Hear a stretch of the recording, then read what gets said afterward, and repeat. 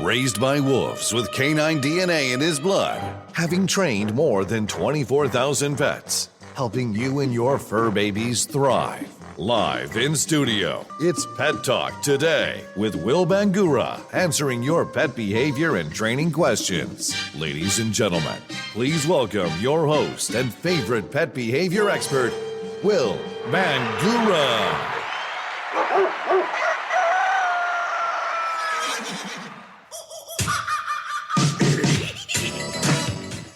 Good Saturday morning, pet lovers. I'm Will Bangura. This is another episode of Pet Talk Today live here on Facebook, where I'm here each and every Saturday morning from 12 o'clock noon Eastern time till 1 p.m. That's 9 o'clock Pacific time till 10 o'clock.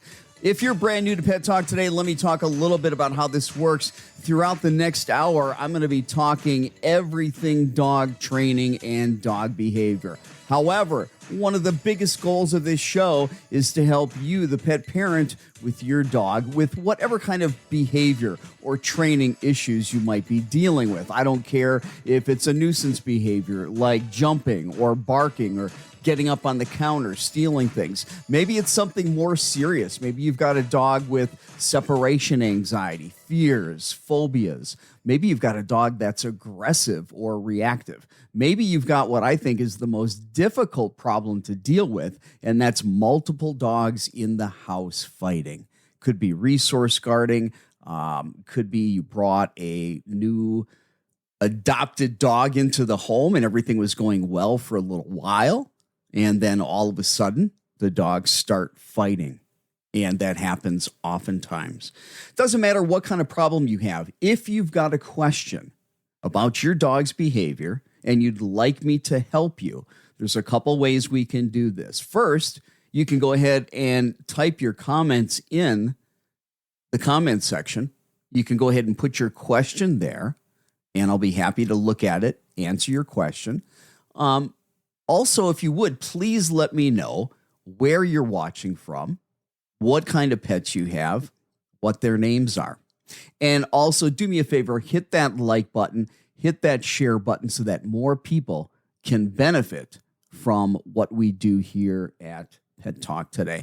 Hopefully, you've had a great week. Not sure what part of the world you're watching from. I'm in Arizona. I'm excited because the weather is starting to get nice outside, and that's always a big plus in Arizona. So now we can get the dogs out. You know, it's been over 100 degrees pretty much every day for several months. Now it's starting to get down, and I'm able to get my dogs out and start doing more things with them, so I'm excited. Today I'm going to be talking about socialization. You know, we talk a lot in dog training about how important it is to get your dog out and to socialize your dog. But what does that really mean? I think that a lot of people have a misunderstanding about what it means to socialize your dog. So we're going to be talking about that today. Also, I'm going to be talking about dog parks and doggy daycare. I'm going to talk about the good, the bad, and the ugly as it relates to dog parks and doggy daycare. In addition to that, we're going to be talking about the constantly ever-growing controversy between the clash of the titans in the dog training world, and that is when you train your dog, should you use aversive methods? Should you use aversive tools? Is there the necessity to use a shock collar? Is there the necessity to use a prong collar? Is there the necessity to use a choke collar? Do you need to punish your dog in order to get your dog to listen? Well, we're going to talk about that as well. Things have really gotten stirred up since, the dog daddy controversy. If you don't know about the dog daddy, get on my podcast and you can hear, I've done some recent podcasts about that. If you have not subscribed to the Pet Talk Today podcast, make sure that you do that. Do a Google search, go to any podcasting platform like Apple Podcast or Spotify, Google Podcast. Search for the Pet Talk Today podcast. Make sure that you subscribe to the podcast. And if you love what we're doing, please give us a 5-star review on our podcast. But there's a lot of things that I post on the audio podcast that you don't see here on Facebook Live. There's over 115 episodes on the audio podcast. Many of those that you don't see here on Facebook. So check out the Pet Talk Today podcast. Again, talking about recent things in dog training. So here's the deal. Let me just bring this up here real quick. So this is a picture of Robert Cabral. And Robert is a big-time YouTuber. Those of you that know me, I am not into social media. Really, the only thing I do on social media is the Facebook Live. And I don't do really anything to promote the page. Robert has a couple 100,000 people, I think, that subscribe to his YouTube channel. He's a balanced trainer.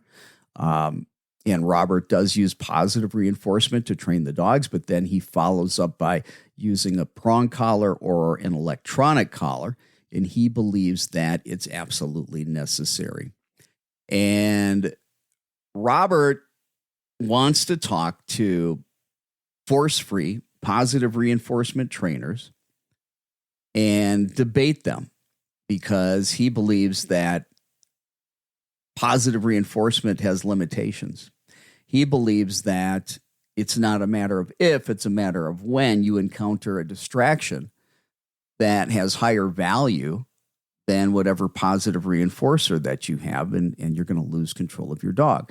And where there's some truth to that, there's a lot of pieces missing as to how we use positive reinforcement to make sure that dogs are reliable under insane distractions. And we don't use punishment to do that, Robert. We don't use negative reinforcement. But here's the thing. You put out this message that you want to talk about aversive methods and tools, and you asked Zach George to debate you. And shame on you, Zach George, for not taking the invitation. You know, positive reinforcement trainers, if you believe in what you're doing, you need to have these discussions. You need to have these dialogues. But Robert, I have personally messaged you, and you have avoided me at all costs. I want to have you either on my podcast or I'll go on your podcast, and we will have an intelligent, calm, civilized discussion about dog training. I don't believe there's any situation in training where you need to use aversive tools. I don't believe in training a dog that you need to use anything that causes fear, pain, intimidation. That you can train in any behavior using positive reinforcement alone, and that you can eliminate any behavior using positive reinforcement alone. And if you can do that with positive reinforcement, why would you choose to use a method? Why would you choose to use a tool that causes either emotional or physical discomfort to your dog? So, Robert, the invitation is out there. It's on the table. All I've gotten back from you are insults to my character, and I don't appreciate that. If you're serious about your beliefs, your training, your methodology, then come on my podcast. Let's talk about it, or I'll come on your podcast and talk about it any day, anytime. You keep saying that there's no positive reinforcement trainers that will debate you, and you use that as proof that positive reinforcement doesn't work. So the invitation is out there to you. Next, we've got Ivan Balabanoff, I believe is how he pronounces his name. Now, Ivan Balabanoff is probably the best competition sport dog trainer in the world. He's a 2-time world champion. I think he's minimum 15-time national champion in protection sports. He's also a breeder I believe he breeds Malinois. One thing I will say, when it comes to protection sports and competition, you will probably never find a better trainer in the world today than Ivan Balabanoff. However, training high drive dogs like Belgian Malinois that are bred for that type of work and competing and being a world champion or being a national champion absolutely is completely different than working with pet dogs that have fears, anxieties, phobias, and working to get the aggression out of the dogs. Ivan is another person who has put out a statement that he wants to talk to any positive reinforcement trainers and talk about dog training and have a civil discussion. Ivan, I've sent you a message. I have not heard back from you. Now, you're a 2-time world champion. You're a minimum 15-time national champion. There should be absolutely nothing that you would be afraid of when it comes to either coming on my podcast and talking about dog training and dog training methods, or myself going on your podcast and talking about it. Because you and Robert have a very loud voice on social media. Both of you have a couple 100,000 followers on YouTube. That's a lot. I think, my God, I've got like 400 subscribers on my YouTube channel because I don't do YouTube videos. I'm not a social media person.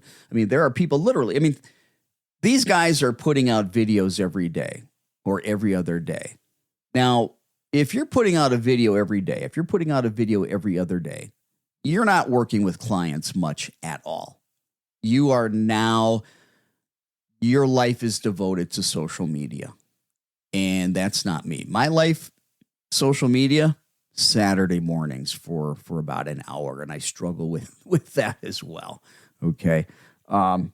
So Ivan and Robert and anybody else that's a balanced trainer that believes that it's absolutely necessary to use a prong collar, an electronic collar, a choke collar to train a dog. If you think that you can't do it with positive reinforcement, or if there's behaviors that you can't stop, that you have to use a prong collar, an electronic collar, a choke collar, you're wrong.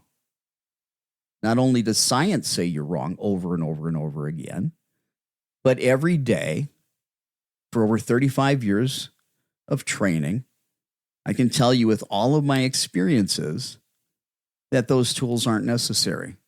And at one time, I used electronic collars, Robert. At one time, Ivan, I used electronic collars and prong collars. So it's not like I don't know how to use them. It's not like I don't understand how they work. It's not like I don't understand why you use electronic collars, why you use prong collars and choke collars, Robert and Ivan. You want to talk to positive reinforcement trainers that have never been balanced trainers. I've been where you're at. I've done the things that you have done. Yes, I have competed in sport competition. I am not a national champion. I competed when I was a teenager. I don't have any desire to compete with my dog. I'm not into working dog sports. I'm into helping the pet dog owner with their pet dog. And if you notice, Robert has a Belgian Malinois to his left in that picture. Ivan has a Belgian Malinois to the left of his picture. There's a reason why a lot of these balanced trainers have Belgian Malinois. And guys, if you come on my podcast, we'll talk about these high drive dogs that you're working with and how comparing those dogs to typical pet dogs, you just can't do it. All right, enough of that and enough of those folks, okay? I gave them enough of my time today, but I wanted to put that out there because there's a lot of stuff blowing up on the internet, a lot of stuff blowing up on social media as it relates to the balance trainers, those that use aversive tools and methods along with positive reinforcement, trying to beat up on the positive reinforcement folks, saying that thinking that positive reinforcement can train any behavior, can be used to get rid of any behavior, is pie in the sky thinking. It all sounds good, but it doesn't work in reality. And then after you say that and you beat up on positive reinforcement trainers, you start talking about, hey, why you need to use an electronic collar on your dog, why you need to use a prong collar on your dog. And you say, hey, one of the arguments that you use is if positive reinforcement was so great, then everybody would be doing it. Well, that's the arguments that you make, Robert, the arguments that you make, Ivan, they don't hold any weight in water. There's absolutely little to no logic to the arguments that you're making. And Ivan, all respect to you. If I ever wanted to bet on somebody when it comes to winning competition in protection sports, I'm going to bet on you. But you have absolutely no clue when it comes to how you use positive reinforcement to stop behaviors. And you throw out a lot of information and you're very long-winded, and your information that you're presenting simply is wrong. It's just simply wrong. And rather than just say, hey, it's simply wrong, Ivan, why don't you come on my podcast? Or like I said, I'll come on your podcast and we can discuss this. We can discuss this civilly. I'm a good guy. I'm not going to yell and scream and shout. I'm all about positive reinforcement. But Ivan, you have not returned my messages. You've just been completely silent. And you said any force-free trainer, any. Well, here I am. Challenge accepted. Let's do this. All right. Today I want to talk about socialization. I want to talk about dog parks. I want to talk about doggy daycare. First, let's talk about socialization. One of the biggest reasons why we have behavior problems with dogs, especially when it comes to anxiety, fears, phobias, aggression, reactivity, problems with other dogs, problems with other people, is a lack of socialization and early socialization. There is a critical window, a critical period of time, and we call that the critical socialization period. And roughly that starts at 3 months and ends at about 13, 14, 15 weeks. So from the time they're 3 weeks of age until about, like I said, 13, 14, 15 weeks of age, that window is a very critical socialization period. Dogs that are not exposed to a lot of different sounds, a lot of different sights, a lot of different textures, they will start to develop fears and anxiety and phobias from lack of exposure. If you take a dog and you lock them up in your house and you don't let them out until they're 3 or 4 months of age, the majority of those dogs, if they weren't exposed to anything, are going to have significant fears, significant anxiety, and potentially significant phobias. That's because of that critical window of socialization. Now, there's been two huge problems with all of this. The first problem is people have been taught, people have been educated, and a lot of times it's been by their regular veterinarian. And all due respect to veterinarians, I love you guys. You have to know all kinds of things about medicine, not just with one species, but multiple species. You've got one of the most difficult jobs there are. I love you guys. I love veterinarians. But I also have to have constructive criticism. And many veterinarians scare, not because they're trying to scare you, but many veterinarians scare pet parents by saying, listen, you need to keep your dog at home until it has all of its vaccinations. We don't want your dog to die of parvo and distemper.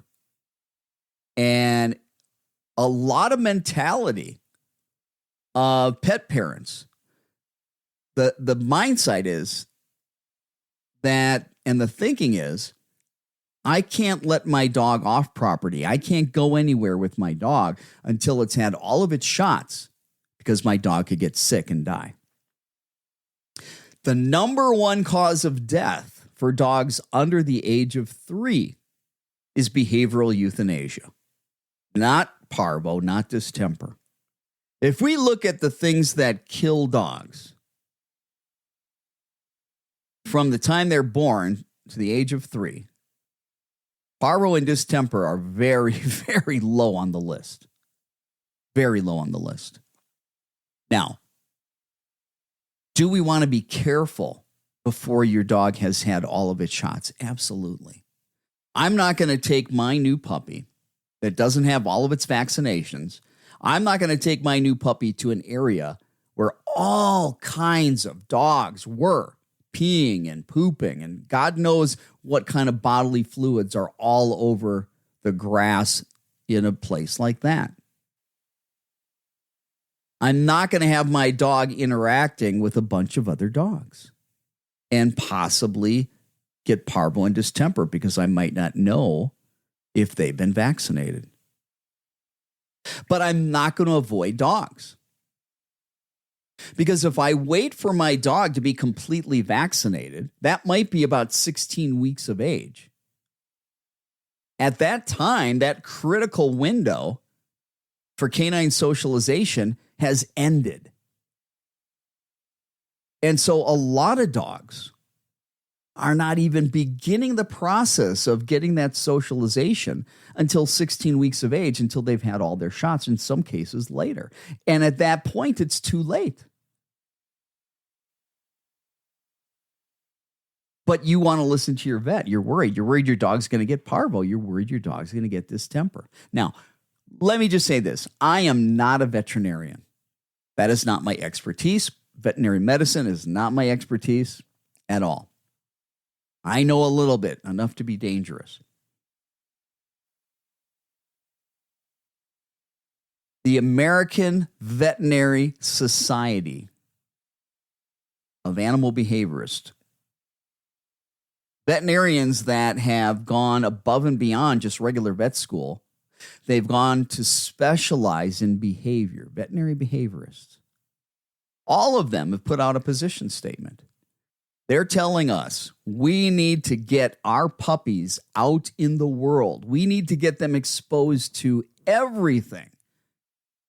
And they say, don't, here it is, don't wait. Don't wait until your puppy has had all of its shots. Why? Because it's more likely your dog is going to die from behavioral euthanasia than parvo and distemper. What do I mean by behavioral euthanasia? Well, dogs that end up being sent to the pound, sent to the shelter, rehomed, recycled because of behavior problems. And those behavior problems don't get resolved, and the dog eventually ends up being euthanized. So it's more important to prevent behavior problems that in the end might lead to euthanasia. Not that the dog should be euthanized for any of those behavior problems, but because of the overpopulation of shelters, these dogs get put into that system and they end up being euthanized. Versus dying from parvo and distemper. Now, parvo is a real concern. Distemper is a real concern. Please get your pets vaccinated. But the veterinarians that have specialized in behavior are saying, hey, listen, Don't worry that your dog doesn't have all of its shots. You need to get your dog out and expose it to everything. If your puppy was nursing on mom, already there should be antibodies to help your puppy's immune system right from the get-go, antibodies from the mother's milk. Then typically, while they're with the litter, while they're with their mother, they get a shot. They get one vaccine most of the time. This is the way it works. And sometimes they even get two before you pick up your puppy. So in some cases, before you get your puppy has the antibodies from nursing on mom, and they've got some antibodies from the first vaccination that they got with the breeder, and maybe even they got a second vaccination. Okay? There's two more to get. Get about 4 puppy shots to get them vaccinated, typically. Well, definitely, if your dog has antibodies or your puppy's got antibodies from nursing on mom and has had one vaccine, your puppy already has some level of protection. Now, like I said, the veterinary behaviorist and myself would never tell you take your puppy to a dog park and be surrounded by many, many, many dogs and be around all kinds of fecal matter and urine from many, many dogs when one or more of them may be sick. We're not saying to do that. One of the big things about the socialization process, most people and a lot of new trainers think that puppy socialization, canine socialization, means that your puppy, your dog, should meet as many people and meet as many dogs as possible. And I'm going to tell you that's wrong. I'm going to tell you that it's bad. I'm going to tell you that it's dangerous. Just like I'm going to talk about dog parks, where a really good idea went bad. Look, I would love my dogs to be able to go to a dog park and run around with 10, 20 dogs just having a blast. Okay? I would love that. I understand the appeal of dog parks. It looks fantastic. It looks great. It looks fun. Imagine dogs just running around having a blast. The problem with dog parks, it's not a matter of if, it's a matter of when. If you frequent a dog park or dog parks frequently enough, it's not a matter of if, it's a matter of when. There's going to be a dog fight in that dog park. And it could be with one dog. It could be with many dogs. It could be with your dog. And now all of a sudden your dog may have a traumatic experience that now brings about all kinds of behavior problems for your dog. Fears, anxieties, phobias, aggression, reactivity. If you're ever thinking about taking your dog to a dog park, start frequenting dog parks without your dog. Watch how many times fights erupt. There's a couple problems with dog parks. First of all, this whole idea of, hey, you need to get out there and socialize your dog. A lot of people think, like I was saying, that means you need to get your dog around all kinds of dogs, that your dog needs to interact with all kinds of dogs. So they take their fearful dog that is somewhat aggressive and they bring it to the dog park thinking, well, if I get my dog around other dogs, this problem behavior will go away. My dog will no longer be aggressive because I'm going to socialize my dog. So a lot of people that have reactive and aggressive dogs will bring them to the dog park. They've got good intentions. They think that, hey, if I just take my aggressive dog, my dog that's fearful of other dogs, to the dog park long enough, my dog will get used to them. Everything will be okay. And what really happens is that those dogs come to the dog park. They're scared to death. They're shut down. And they just want to be left alone because they don't want to be there. And you've got these overzealous dogs that want to play with every new dog that comes in there. That's wonderful. I get that part. I love. And they start wanting to play with the fearful dog. And now the fearful dog starts showing its teeth because the other dogs won't leave it alone. And then when they don't leave it alone even more, then it starts growling. Now the other dogs are getting upset. And then they're starting to maybe growl back. And now the other dog that started the growling gets even more upset, and it just escalates up, and boom, there's a fight. And then when you get two dogs fighting, it starts to trigger a bunch of other dogs that have poor impulse control at the dog park. Next thing you know, you got multiple dogs fighting. Happens all the time.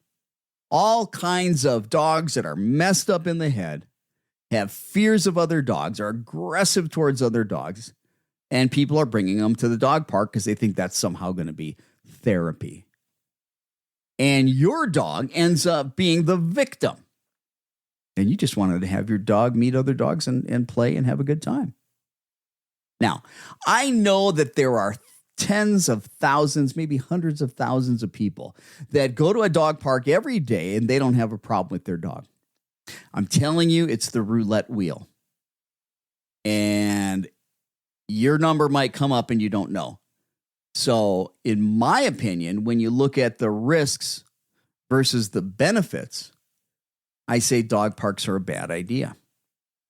You can get your dog socialized around lots of other dogs. Listen, if I have my dog around another dog, there's a couple things that need to happen. Number one, I know the other dog is fully vaccinated. Number two, I know the dog is healthy, not just vaccinated, but healthy. Number three, I know that that dog is not aggressive. I know that that dog isn't fearful. I never want to bring my dog around an aggressive dog. I never want to bring my dog around a fearful dog. Fearful dogs can become aggressive just like that. Most aggressive dogs are fearful. Very few animals go into fight or flight unless they perceive something as threatening. So there's that level of fear, anxiety, and stress. When you go into a dog park, you have no idea about anything going on with the dogs. Are those dogs vaccinated? Are those dogs healthy? Are those dogs emotionally stable? Or do they have some anxieties, fears, and phobias? Have they had aggressive incidents with other dogs? You have no idea. Now, all of a sudden, you're jumping into this pool with all kinds of potential problems for your dog. You want your dog to get stimulated, exercising, have fun, run around. There are other ways to stimulate your dog. There are other ways to exercise your dog. One of the best things that I recommend is, hey, develop pet friends in your neighborhood. You've got neighbors and people in your neighborhood that have dogs. Start to find out information about their dogs. What about your family and other friends? Do they have dogs that are vaccinated, that are healthy, that emotionally are stable, that aren't prone to fears, anxieties, phobias, reactivity, and aggression? Those are the dogs that you want to have play dates with. But you do your research. You know, it's kind of like if you want to go online dating, all right? You don't just pick anybody. You're going to find out a little bit of information about them. You know, it's the difference between going to a bar and you got all these women out there and you don't know anything about them. You just go pick them up versus getting online, doing some research about each and every one of these potential suitors. You're going to have a much better chance doing the research, right? So you're going to do that with your friends, with your families, and you start getting your dogs around stable dogs. Now, doggy daycare is a little bit better because they're evaluating the dogs. But here's the problem. Most dogs that are going to be aggressive, if you take them into a new environment, and especially if it's around other dogs, and there's a lot of other dogs, a lot of times their level of anxiety shuts down the outward behavior that you might otherwise see if it was maybe a one-on-one situation where this dog meets another dog one-on-one. The dog might all of a sudden show its aggression and reactivity. However, when it's around 30 other dogs, now that natural tendency to want to be aggressive get suppressed a little bit because of intimidation and fear. But give that same dog a little bit of time to get used to the new environment and start getting a little bit comfortable. And then all of a sudden that aggressive behavior comes up. So the evaluation that they do on your dog in doggy daycare oftentimes is a waste of time. Absolute waste of time. And a waste of time for a lot of the other dogs that are out there. And quite frankly, most staff at doggy daycare are paid minimum wage or slightly above it, and they have absolutely little to no education and training on dog behavior. So that is a very dangerous place for your dog to be at. Just like with the dog park, oftentimes it's not a matter of if, it's a matter of when your dog is going to be in an altercation. And I'm telling you, all it takes is one really bad experience with another dog to totally mess your dog up completely. Your dog, the day that your dog comes up to you and whispers in your ear, "Hey, I want to go to the dog park," or "Hey, take me to doggy daycare," then do it. Your dog never has asked to go to the dog park. Your dog has never once asked to go to doggy daycare. You have done that to your dog because you're trying to meet your emotional needs. Your dog does not need to go to the dog park. Your dog does not need to go to doggy daycare. Your dog does not need to interact with every dog in the world. Matter of fact, if I have it my way, your dog interacts with very few people. Your dog interacts with very few dogs. Now, that might sound crazy. You're saying, "Will, how do we do socialization?" And you're saying, "Hey, my dog should not be interacting with other dogs. My dog should not be interacting with other people." Here's the thing. When it comes to socialization, I could care less if my dog ever was nose to nose with another dog. I could care less if my dog ever took a treat from another human being or was petted by another human being. I could care less if my dog ever smelt the hand of another person. What I don't want, and this is what I want for you, I don't want your dogs, just like I don't want my dogs, to be afraid of any other dog. I don't want my dog being afraid of any other person. I don't want my dog being aggressive or reactive towards any dogs. I don't want my dog aggressive or reactive towards other people. I want my dog calm, relaxed, and confident in the presence of other people, in the presence of other dogs. But I could care less if my dog ever interacted or played with or engaged with another human or another dog. I just don't want them nervous and anxious or fearful. I just don't want them reactive or aggressive. And for that, early on, between 3 weeks of age and basically 13 weeks of age, I need to get my puppy out in the real world everywhere imaginable. I need my dog and my puppy around people. I need my dog and puppy around kids. I need my dog and puppy around other dogs. I need my dog and puppy around other sounds, other sights, other smells, other textures under their feet. They need to see all kinds of things. They need to experience everything. The more they experience, the more they see, the more they smell, the more they hear, the more they feel, the less apt they're going to have fears and anxieties. And that critical window is between 3 weeks and basically 13 weeks of age. Now, during 8 to 12 weeks is a critical fear stage. That if something traumatic happens to your dog, roughly during the ages of 8 weeks to 12 weeks, they can be extra sensitive and it can imprint on their nervous system and it can ruin them forever. All right, let's say this again. Critical socialization period is between 3 weeks and 13 weeks. And there's a fear stage between 8 weeks and 12 weeks of age. When do most people get their puppies? Right at the beginning of the fear stage at 8 weeks. And you've got 9, 10, 11, 12, 13. 5 months. 5 months left. 5 weeks left. 5 weeks left for critical socialization period when you get the puppy. And 4 of those 5 weeks are during the fear stage.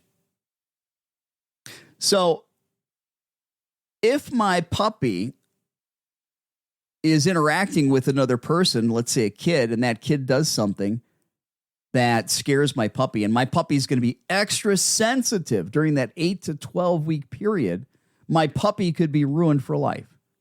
Same thing. I take my 8-9 week old puppy, I get it around another dog, and that dog doesn't like my dog and snaps at my dog, maybe bites my dog, maybe not too hard, but bites it. But my dog freaks out. My puppy freaks out. 9 weeks of age, let's say, during that fear stage could ruin my puppy for life. This happens all the time. All the time.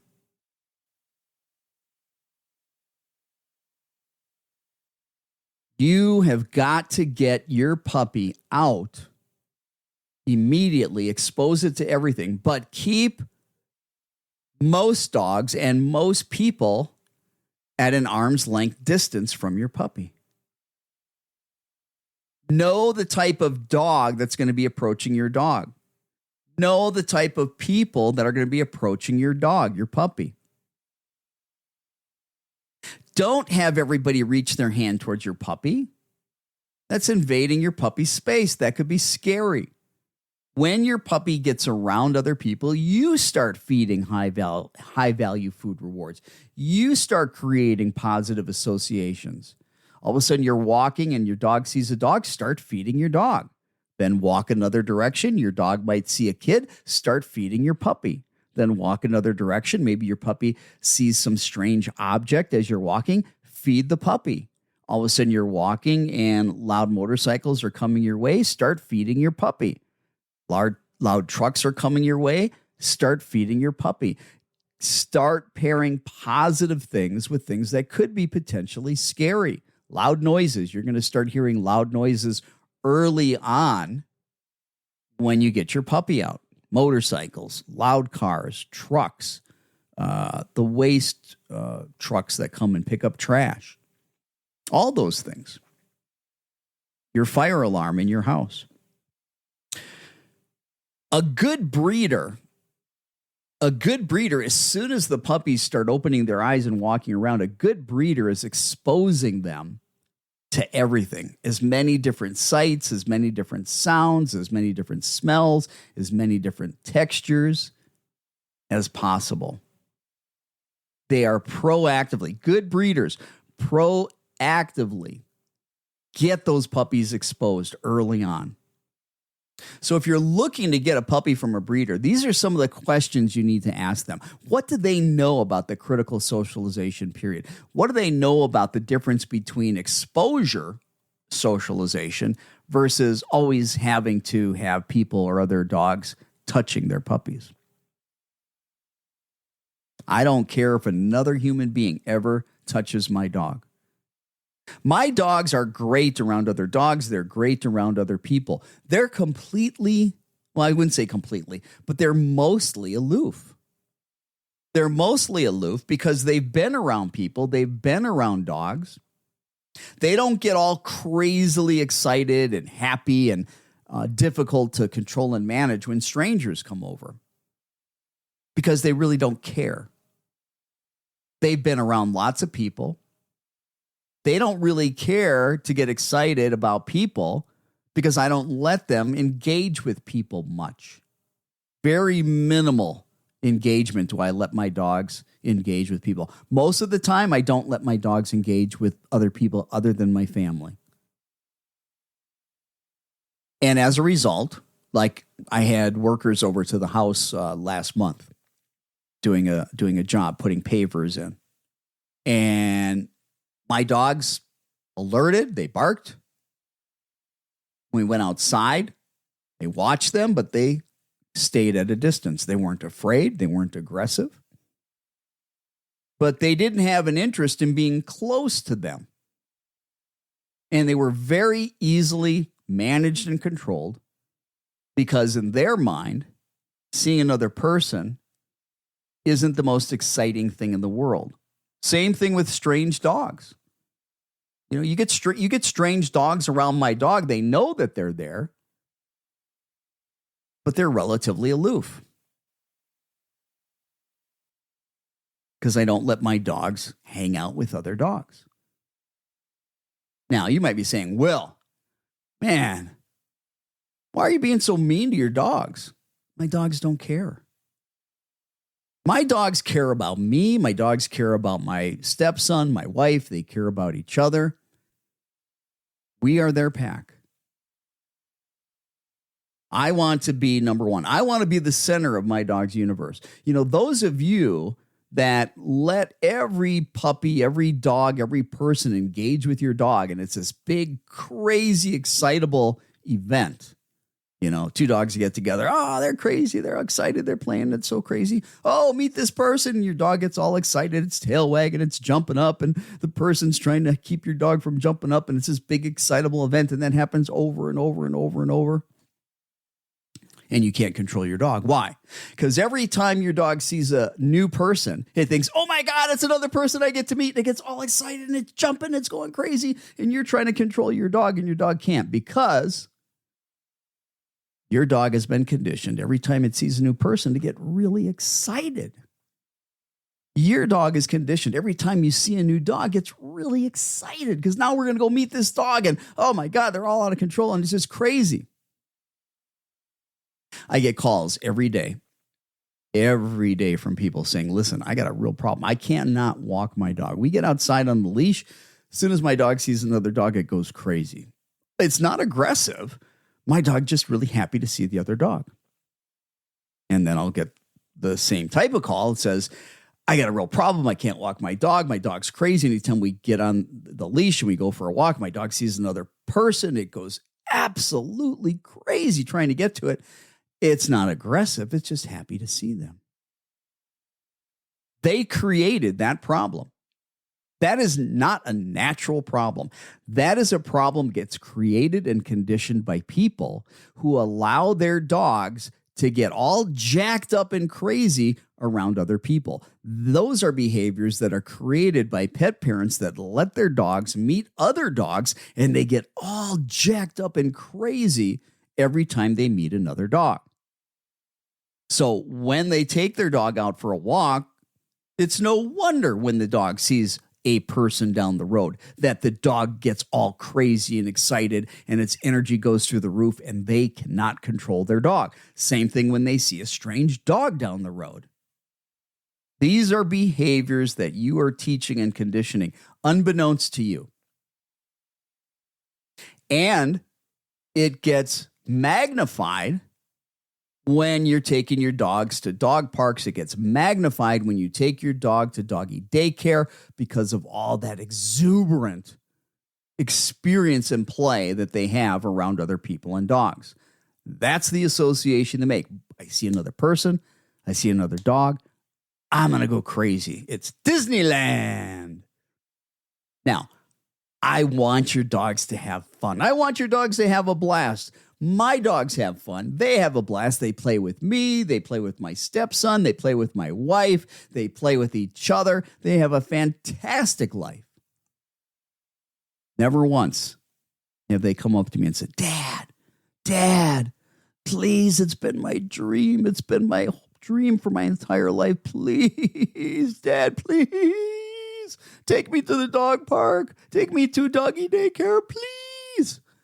Never once. That's your emotions. That's your emotions getting the best of you. My dog has to go to the dog park and play with every dog. No, they don't. In most cases, that's a big part of messing up a lot of dogs. I wish dog parks work the way we want them to. They just don't. Well-intentioned idea that messes up a lot of dogs. Doggy daycare is better, but a lot of dogs get messed up in doggy daycare also. A lot of them. Don't feel guilty that your dog is not around other dogs. That's you. That's your emotions. Your dog doesn't have a clue. They don't know what a dog park is. They don't know what doggy daycare is until you introduce it to them. It's not like they're on social media looking at what they're missing.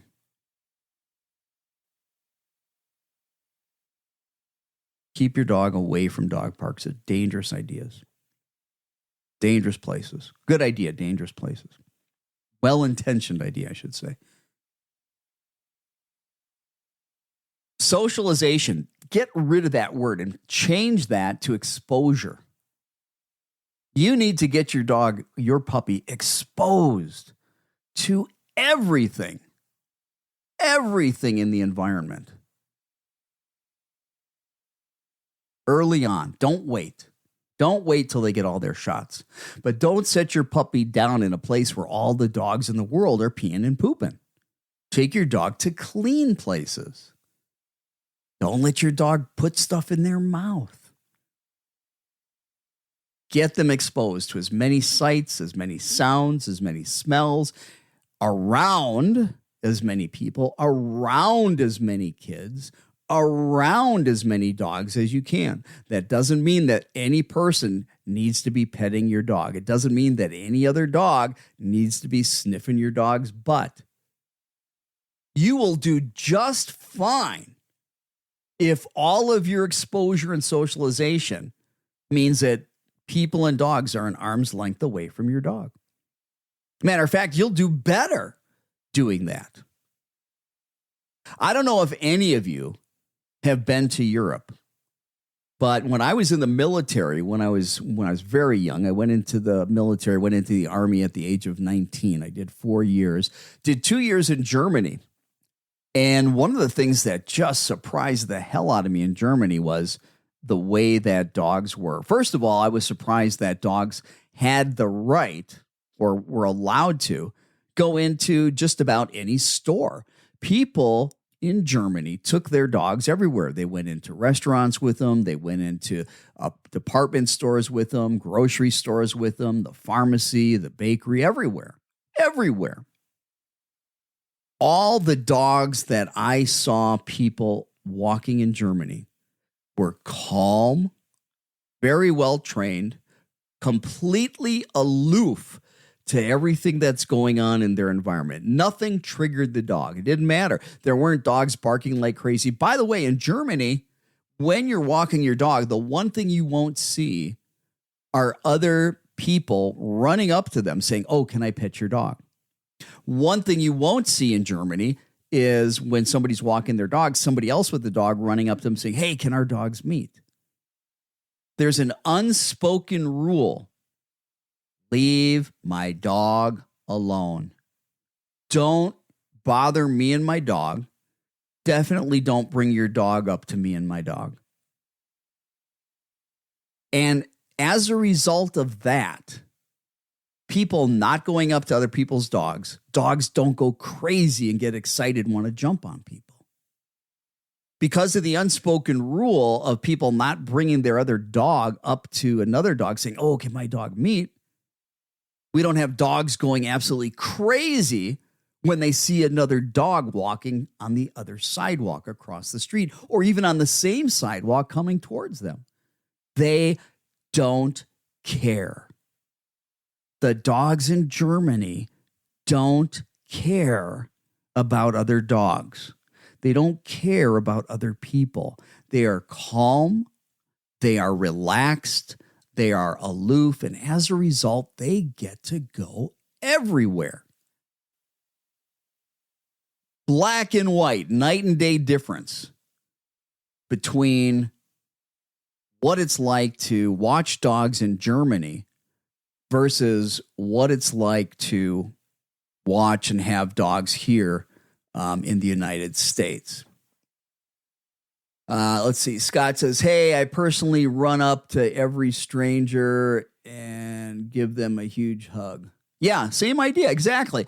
Imagine, okay.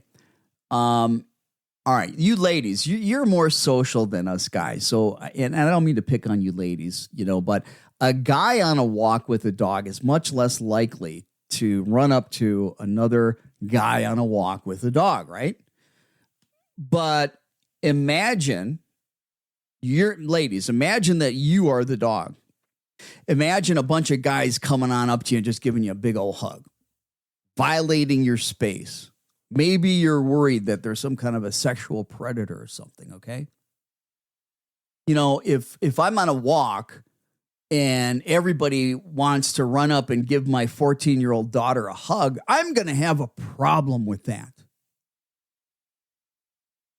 But we do everything wrong here in the United States. I mean, it's just insane, the things that we do. Absolutely insane. Hey, Bonnie, how are you? Hope loves the kids. She acts like good. I'm glad she likes them. Scott says, what certified dog training schools do you or anyone else recommend, not just Facebook, ABC, crap school? Well,